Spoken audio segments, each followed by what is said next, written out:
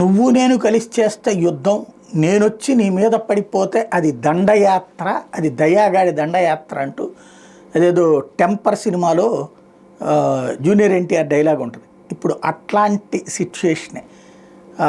ఇప్పుడు యుద్ధం కాదు జరుగుతుంది, దండయాత్ర జరుగుతుంది అనాలి.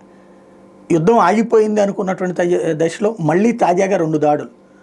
ఉక్రెయిన్ మీదకి రష్యా దాదాపుగా 300 డ్రోన్స్ ఒక్క రాత్రికి వాడింది. కరెక్ట్గా వాళ్ళిద్దరి మధ్యన యుద్ధం ప్రారంభమై 3 ఏళ్ళు అవుతుంది. కరెక్ట్గా 3 ఏళ్ళు. ఈ సందర్భాన్ని పురస్కరించుకుని దాదాపు 300 డ్రోన్లతో విరుచుకుపడింది ఉక్రెయిన్ మీద. ఇది అంటే మరోసారి యుద్ధ వాతావరణం.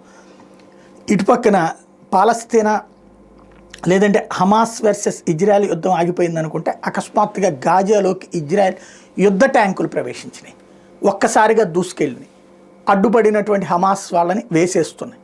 అంటే ఇంతకాలం దాదాపుగా అదేమో 3 ఏళ్ళు రష్యా ఉక్రెయిన్తో 1.5 ఏళ్ళగా ఇది నడుస్తున్నది. ఆగిపోయినాయి అనుకుంటే మళ్ళీ ఆరంభమైనాయి.